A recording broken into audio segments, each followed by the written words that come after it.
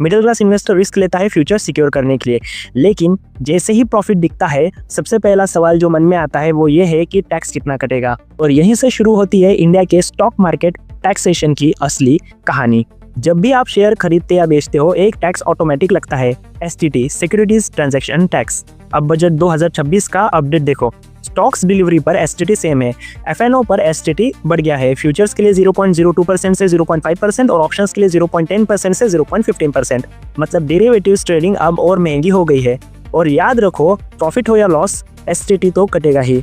अब बात करते हैं कैपिटल गेंस की। अगर एक साल के अंदर बेचा तो STCG 20% है, और अगर एक साल से ज़्यादा होल्ड किया तो LTCG 12.5% है, जहां 1.25 लाख तक प्रॉफिट टैक्स भी है।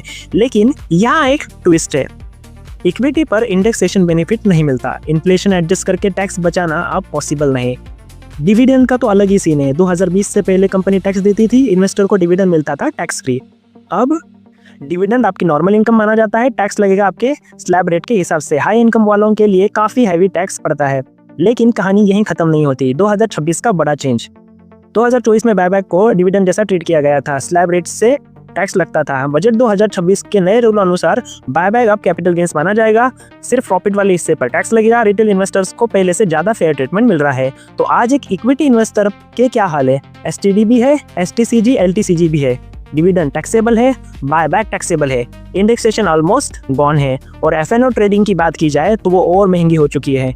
यहाँ कुछ लोग कहेंगे कि टैक्स इकोनॉमी के लिए ज़रूरी है, लेकिन दोस्तों इन्वेस्टर के एंगल से देखो, जो रिस्क इन्वेस्टर ले रहा है क्या उसके रिटर्न और टैक्सेशन के बीच सही बैलेंस बच रहा है? सोचो और कमेंट्स में बताओ। मिलते हैं अगली वीडियो में। Good bye.